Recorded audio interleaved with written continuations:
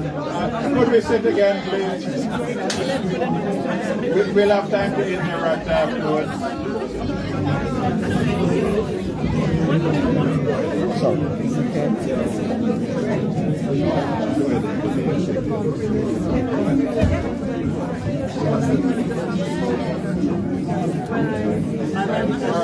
Earl, we can interact afterwards. No. Let's just give you 2 minutes to do it. Have a seat, please. Can we settle down again? Thank you. Okay, so here comes the real boring part. You've heard of a few things that we're hoping to do. I want to go back to things that we are doing and hoping to complete. Dr. Buffon spoke to you about the hospital. We will complete that hospital on time and within cost. Okay? Article 25 is here. They're the designers of the hospital. Our contractor, I think he's 1 week behind schedule. We're going to get there.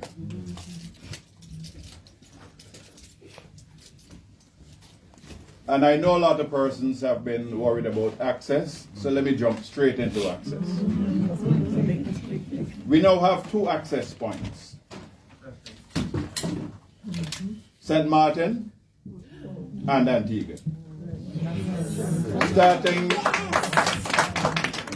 Starting the middle of December, we'll have daily flights from St. Martin to Montserrat. Okay, so that has been confirmed. Currently we're doing 3 days per week in the slow season.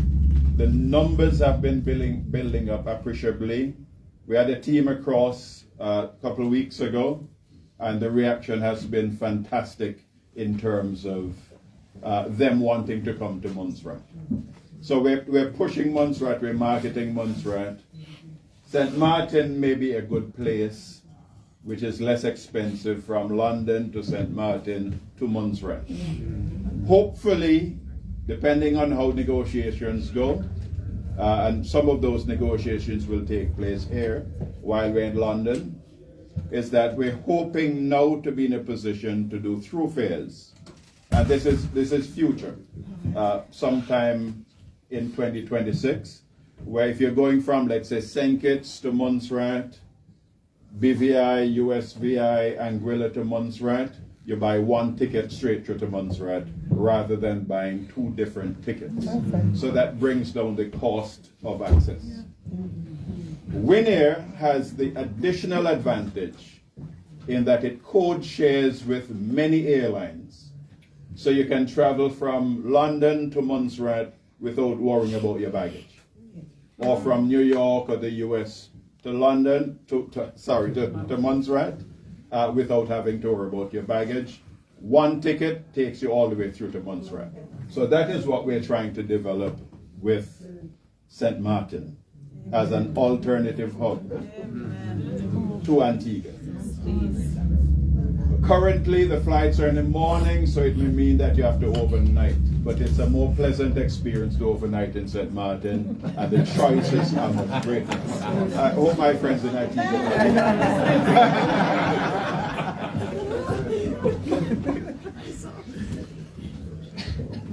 Futuristically, again, this is 2026, we're looking at doing a morning flight and an afternoon flight, which means it gives you greater connectivity going into Montserrat, because your flights coming out of Europe and out of the United States will get there on time for you to make your connection to Montserrat same day.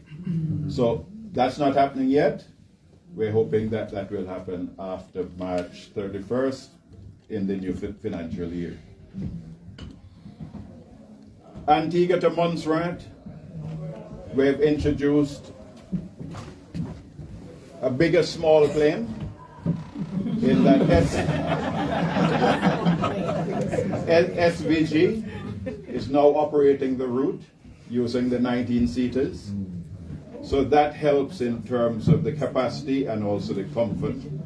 The 6, 7-seaters, it's difficult to get in and out of. They have been very, very supportive of us, Fly Montserrat in particular. Winnie when they're using the 7-seaters. Some people call them 9-seaters, but they're practically 7 when you take out the seat to put in baggage. And this little vessel here, we're hoping to be able to have that in service by the 5th of December. That's a new ferry service, which should be doing the run. I've warned them, however, because they're coming out of Venezuela. When you're passing Trinidad, come at about 5 to 10 knots with a white flag up. And then when you get to Barbados or thereabouts, you pull your flag. We don't want them to be shot out of the water. This vessel was built to accommodate 300 plus passengers. It's being reduced to about 240-ish so that we can accommodate more baggage and more cargo. It will not only run Montserrat to Antigua and back, we're also using it as a sub-regional ferry so that it will cover Montserrat, Nevis, Antigua, and on other days it will go up to St. Martin, and other days it will go down to Guadeloupe. Yes. Okay, so we're looking at greater connectivity and greater movement. It has taken us a long time to get it. We had to go through a procurement process that... No. Pardon me? How long is it? It will. The initial contract is for 6 months because we're only operating on 1-year budgetary cycles. But once we get into a 3-year budgetary cycle, which is what we're going into, then we can look at longer term contract arrangements. However, there is a local group that have been trying to put together a domestic ferry service or domestically owned ferry service. So we're also looking at them as a possibility for 2026. Okay, so although this is 6 months, if the other guys are up and ready, then we're hoping that they will be able to compete. Because everything we do, we have to go through a tendering process if they're utilizing government funds. So hopefully they'll be able to compete. But what they will be doing, however, is they will be reaching out to you. Put your money where your mouth is. Because many have been saying, let us get our own ferry. They put the company together, and we'll be reaching out to you for you to put some share capital in so that we can have a locally owned ferry service. Okay? So we'll be getting back to you on that. Can I say something? In competition, it is always allowed to ensure that your local competitor or bidder can actually have some advantage because they give greater advantage to the island's economy. Yeah, we do recognize that, but they still have to compete with the others, even if they get a few points off, then they still have to compete. It cannot be seen that we're just taking government money and giving it to somebody because then they'll say you're giving your friends. Okay, so we have to be very careful. And we do have procurement legislation and procurement regulations which we have to follow. Please don't ask me too many questions about this one. This is the Montserrat Port project. It has had its ups and its downs and its ins and its outs. We have an international contractor with an international contract. The funds should run out by 31st of March, but working with HMG, we've been able to get some additional leeway or flexibility to be able to complete that within the next 12 months. We're still having challenges with the contractor, but we have brought on board our own marine engineer who will be working alongside them to try and push them as fast as we can to be able to develop that facility. It's not a facility which I supported, but government is continuous and we're going to get it done. I prefer the Cars Bay option, but that's for another discussion. That's for another discussion.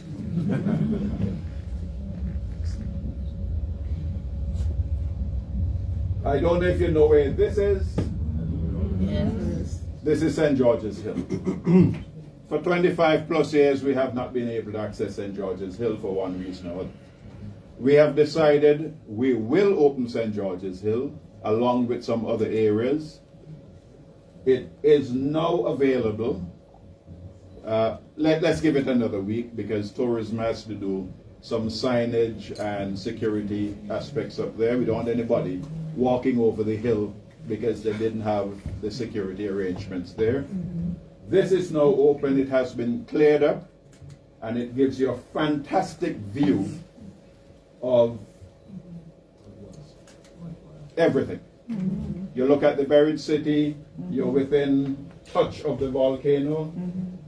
You almost can reach out and touch it. So it gives a very good experience. So we're happy and we're thankful that the Public Works guys have been working very well with us. As you can see, he chats too much.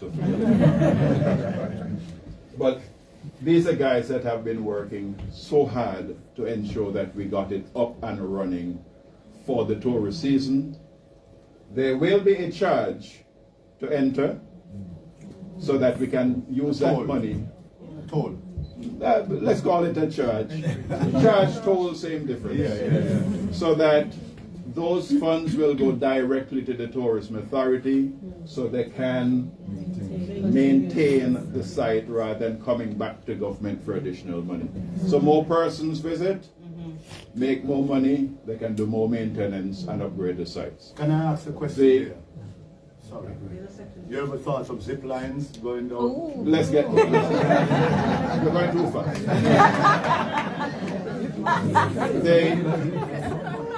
The kicker for it is, and this is very personal to me, I don't think as a Montserratian I should pay to go and visit any site in Montserrat. So the Montserratians will not have to pay. Sorry, not Montserratians. The residents do not have to pay. And that also includes our visiting Montserratians. Okay?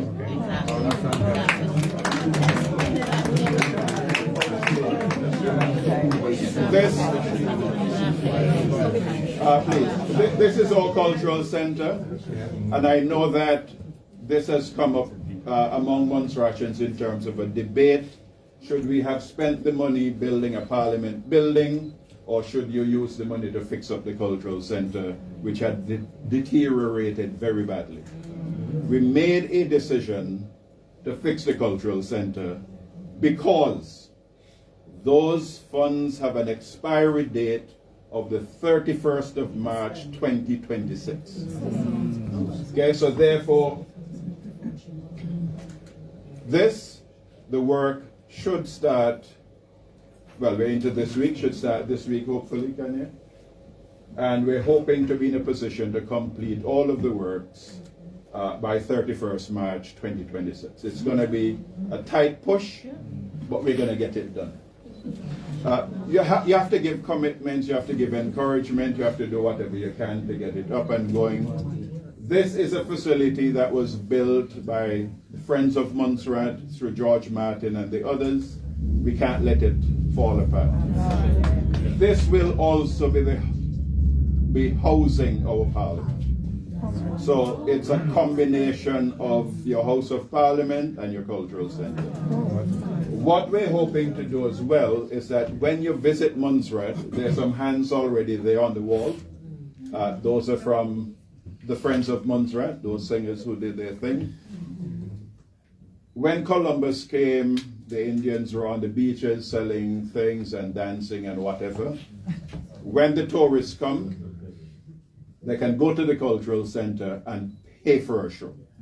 So they'll pay to go in and see what is on offer culturally within Montserrat. So our Calypsonians, our masquerades and so forth shouldn't be out there dancing in the hot sun.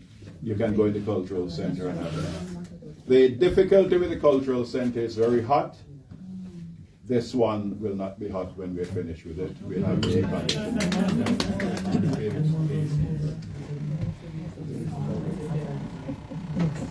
All work and no play makes Jack a dull boy.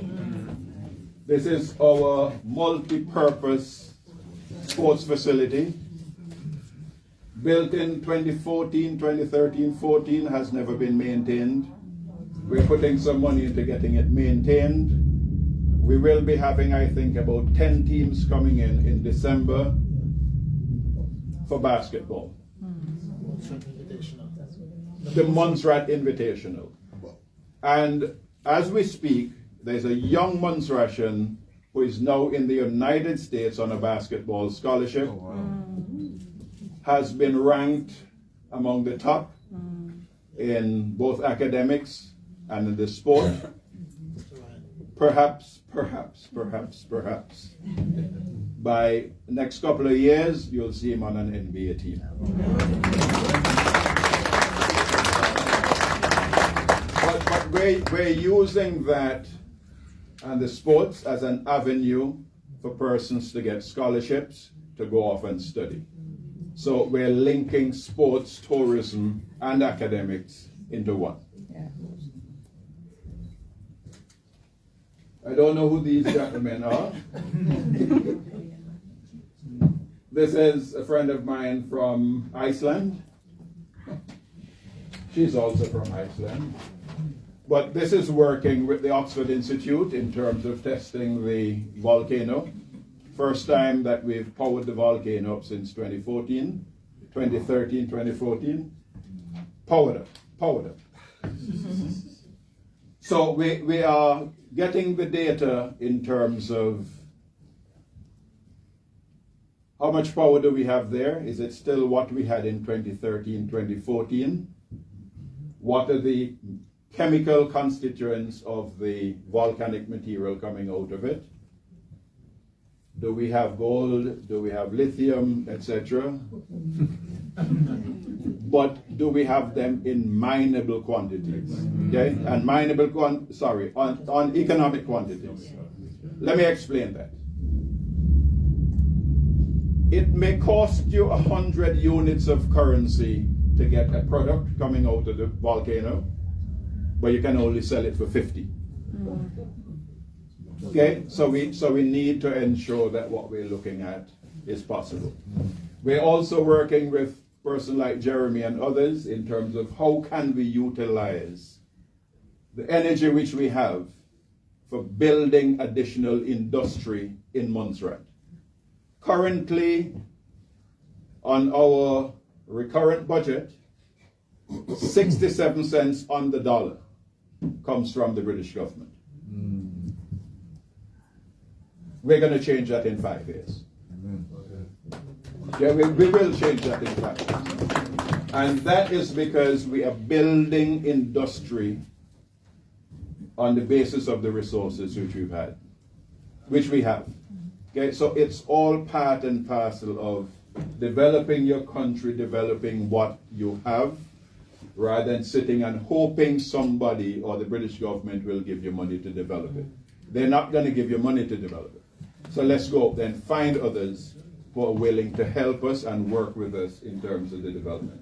So this is all part of the geothermal. Go on.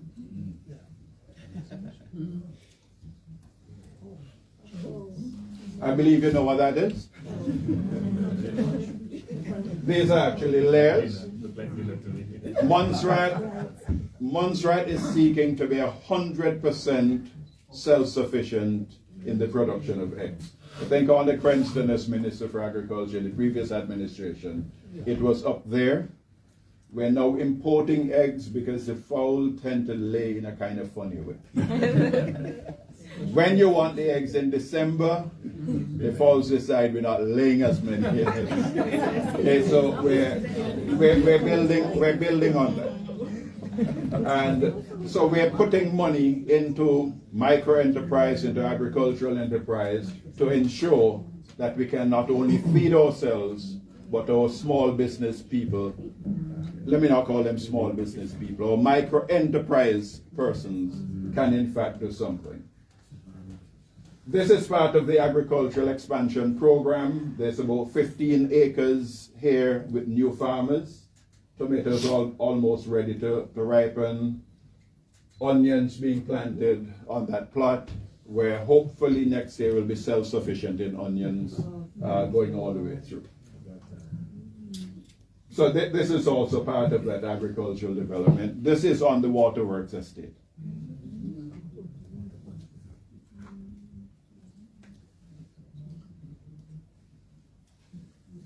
This is part of a tissue culture lab, which is being built at the Ministry of Agriculture.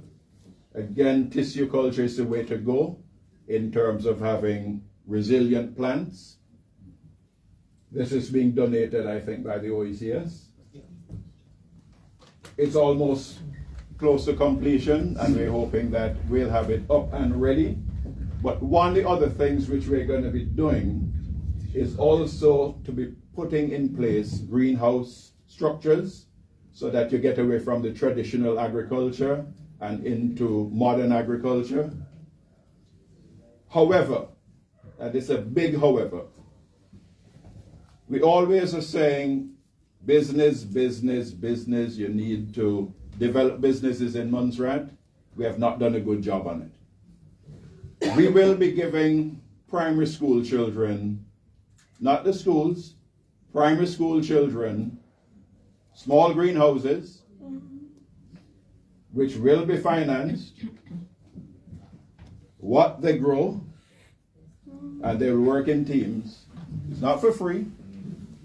They will sell those products, put the money into the credit union, and run it as a business. So if they start in the primary schools, by the time they get through secondary school and into public life, then they can say, okay, now I know how to run a business.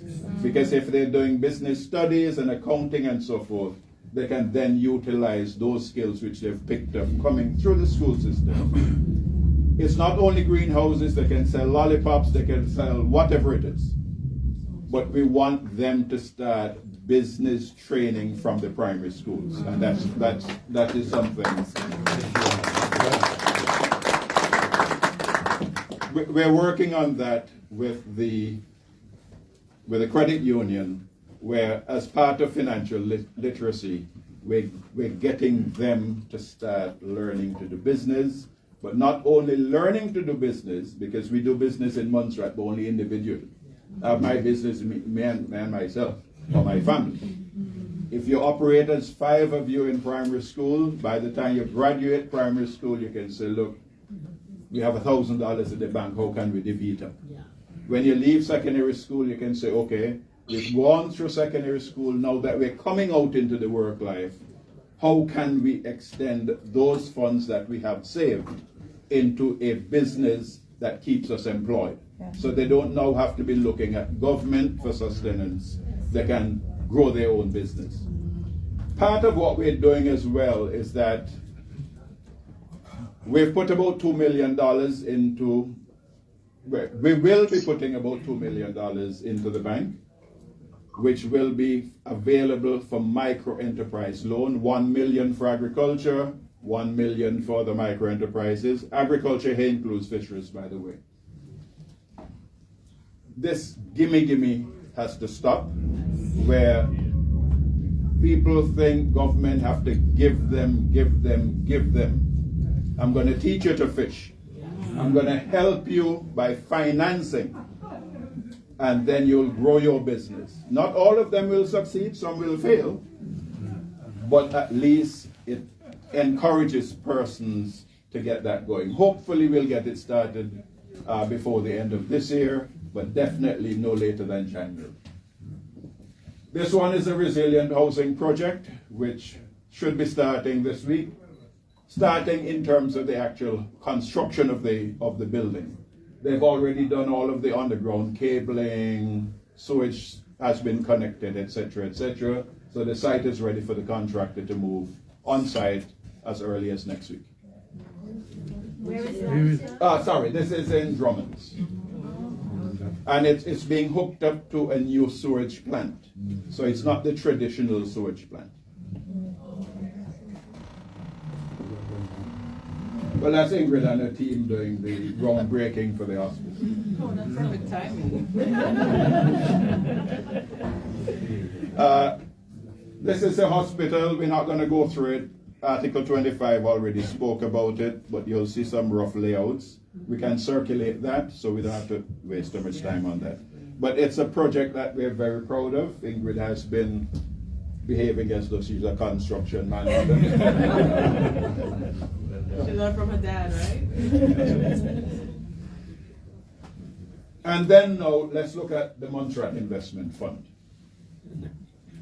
Last year when I spoke with those who were around, we spoke about how could we mobilize funds from Montserratians, Friends of Montserrat, etc., for investing in Montserrat.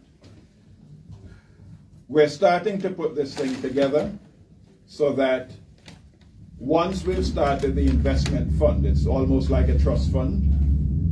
You put your money in, it is not for donation, it's not for gifting, it's an investment. It's like buying bonds and securities. So you'll earn an interest on your money. The money can only be invested short term outside of Montserrat. As you're building your fund, you'll invest it short term so that you can get some money back on your money, right? But the longer term investments can only be made in Montserrat. Okay, so that together, including those of our colleagues in the United States, elsewhere, can be part of the process. But as I said, you'd have to be Montserratian, just a friend of Montserrat, as so many friends of Montserrat are here with us as well. So this is something that we're going to come back to you on. We hope that you can find friends who are willing to participate so that we can start building our country ourselves. We'd have to look for foreign investors all the time. Jeremy, that's okay. We're going to still be looking to you all. Your company will also put some money into the investment fund. But we have to do things for ourselves. We have to invest in our country. We can't always be there grumbling, oh, this needs to be done, that needs to be done. And then we just sit back and say, well, why it happen? Okay? So we have to be part of that process as well.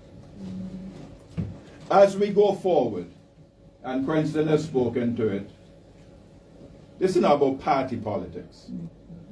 This is about a one Montserrat project.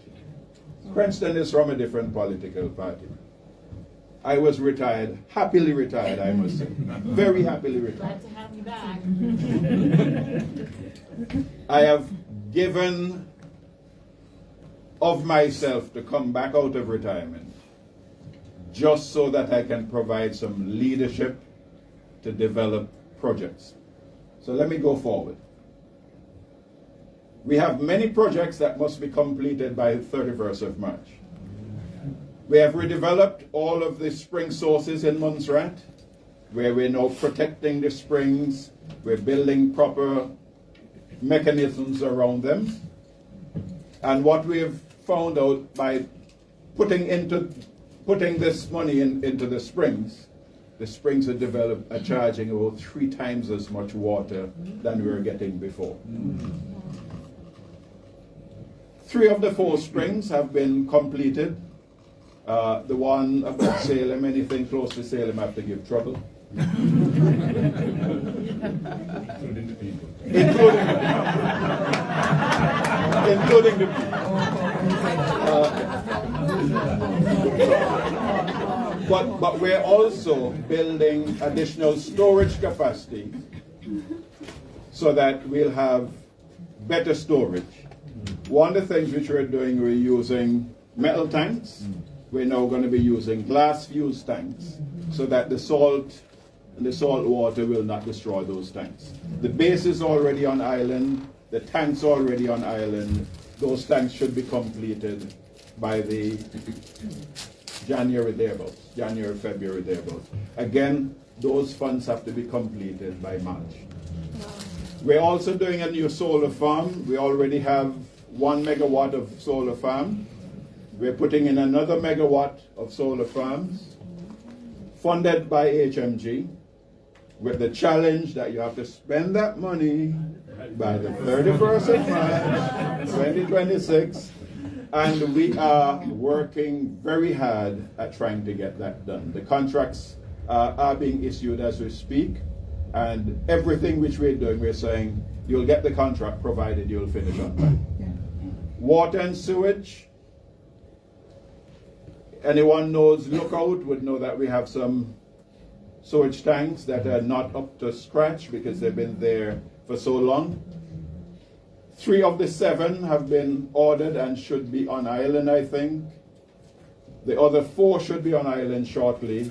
The bases are being completed, and it's just a plug and play. You just put them in thing and hook them up.